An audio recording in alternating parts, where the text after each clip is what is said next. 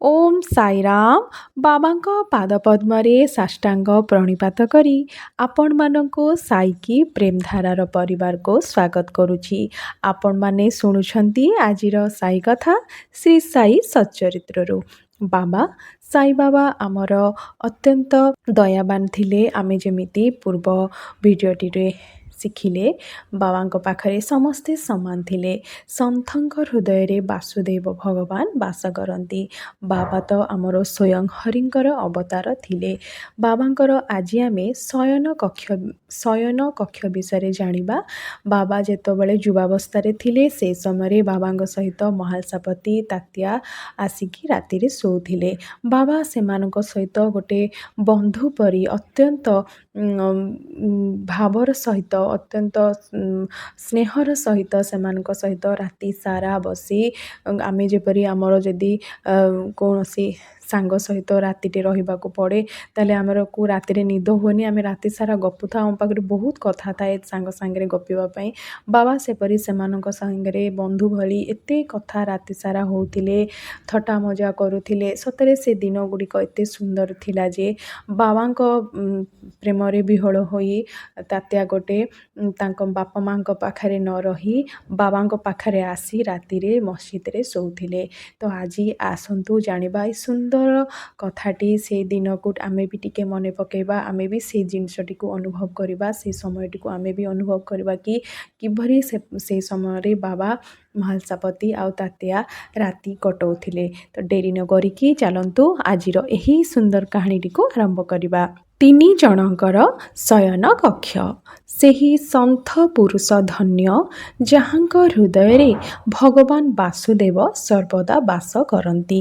ସେହି ଭକ୍ତ ମଧ୍ୟ ଧନ୍ୟ ଭାଗ୍ୟଶାଳୀ ଯିଏ ତାଙ୍କର ସାନ୍ନିଧ୍ୟ ଲାଭ କରିଛନ୍ତି।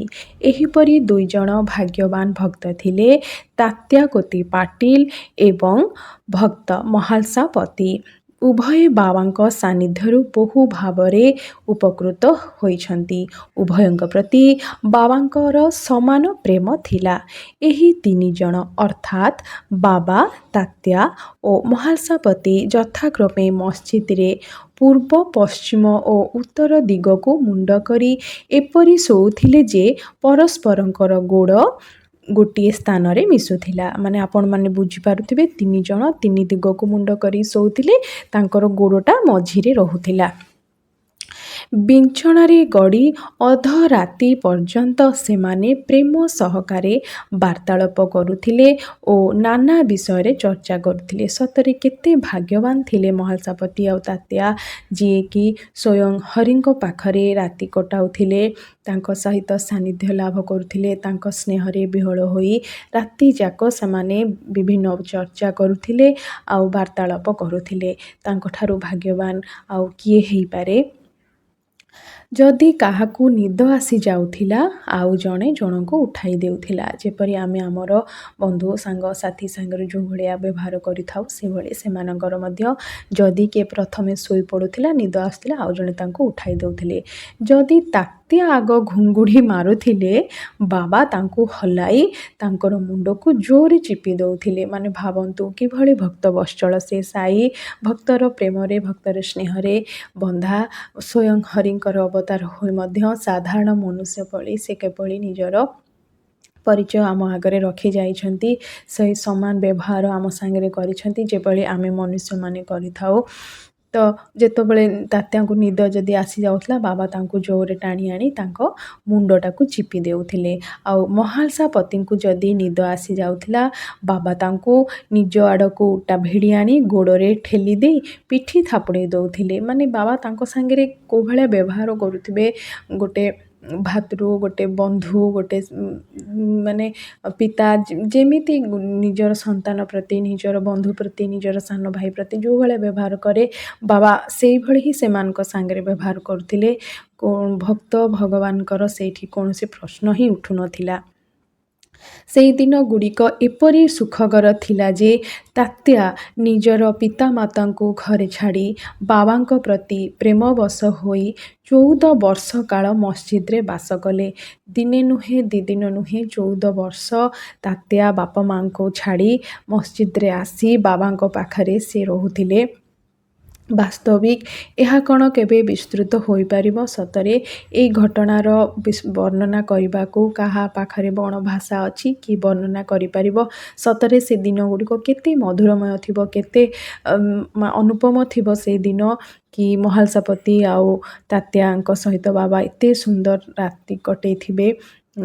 ଭାଗ୍ୟବାନ, ବହୁତ ଭାଗ୍ୟବାନ ସେମାନେ କି ବାବାଙ୍କର ଏତେ ସୁନ୍ଦର ସାନ୍ନିଧ୍ୟ ସେମାନେ ପାଇଥିଲେ। ଏହି ପ୍ରେମକୁ କ'ଣ କୁହାଯିବ? ବାବାଙ୍କର କୃପା କିପରି ଆକଳନ କରାଯିବ? ସତରେ ଯେପରି ମୁଁ କହିଲି କି ବାବା ହରିଙ୍କର ସ୍ୱୟଂ ଅବତାର ହୋଇ ମଧ୍ୟ ସାଧାରଣ ମନୁଷ୍ୟ ଭଳି ହିଁ ସେ ବ୍ୟବହାର କରୁଥିଲେ। ତ ଏହି ପ୍ରେମକୁ କ'ଣ କୁହାଯିବ? ସତରେ ଭକ୍ତ ଭଗବାନଙ୍କର ପ୍ରେମର କୌଣସି ନାମ ନାହିଁ, ତା'ର କୌଣସି ବର୍ଣ୍ଣନା ନାହିଁ। ବାବାଙ୍କର କୃପାର ବି କୌଣସି ଆକଳନ କରିହେବ ନାହିଁ। ପିତାଙ୍କ ମୃତ୍ୟୁ ପରେ ତାତ୍ୟାଙ୍କ ଉପରେ ଜମିବାଡ଼ିର ଦାୟିତ୍ୱ ପଡ଼ିଲା। ତେଣୁ ସେ ଘରକୁ ଫେରି ଆସିଲେ। ତାପରେ 14 ବର୍ଷ ପରେ ତାଙ୍କର ତାତ୍ୟା କୋଟେ ପାଟିଲଙ୍କ ପିତାଙ୍କର ଯେତେବେଳେ ମୃତ୍ୟୁ ହେଲା, ତାପରେ ତାଙ୍କ ଉପରେ ସବୁ ଦାୟିତ୍ୱ ଆସିଲା ପରେ ସେମାନେ ସେ ଘରରେ ଆସିକି ତାପରେ ଶୋଇବାକୁ ଆରମ୍ଭ କଲେ। ଏତିକି ଥିଲା ଆଜିର ଏଇ କାହାଣୀଟି, ଛୋଟ କାହାଣୀଟି। କିନ୍ତୁ ଛୋଟ କାହାଣୀ ଭିତରେ ଆମମାନଙ୍କ ମନରେ ଏତେ ବାବାଙ୍କର ଯେଉଁ ଭକ୍ତ ପ୍ରତି ତାଙ୍କର ଅଟଳ ପ୍ରେମର ପ୍ରମାଣ ଦିଏ କାହାଣୀ। ସତରେ ବାବା ସ୍ୱୟଂ ଅବତାର ହୋଇ ମଧ୍ୟ କିଭଳି ସାଧାରଣ ମନୁଷ୍ୟ ପରି ସେ ତାଙ୍କ ଭକ୍ତମାନଙ୍କ ଆଗରେ ସବୁବେଳେ ନିଜକୁ ପରିଚୟ ପ୍ରଦାନ କରିଛନ୍ତି। ଏହି କାହାଣୀଟି ଆମକୁ ସେୟା ଶିଖେଇଥାଏ। ଆଶା କରୁଛି ଆଜିର ଏହି ସୁନ୍ଦର କାହାଣୀଟି ଆପଣଙ୍କୁ ନିଶ୍ଚିତ ଭାବରେ ଭଲ ଲାଗିଥିବ। ଯଦି ଆଜିର ଏହି କାହାଣୀ ଆପଣଙ୍କୁ ଅନୁପମ ଲାଗିଥାଏ, ତେବେ ଚ୍ୟାନେଲଟିକୁ ସବସ୍କ୍ରାଇବ୍ କରିବାକୁ ଭୁଲିବେନି। ସାଇ କି ପ୍ରେମଧାରାର ପରିବାରର ସଦସ୍ୟ ହୋଇ ରହିବାକୁ ଆପଣଙ୍କୁ ଅନୁରୋଧ ରହିଲି। ଜୟ ଶ୍ରୀ ସାଇ।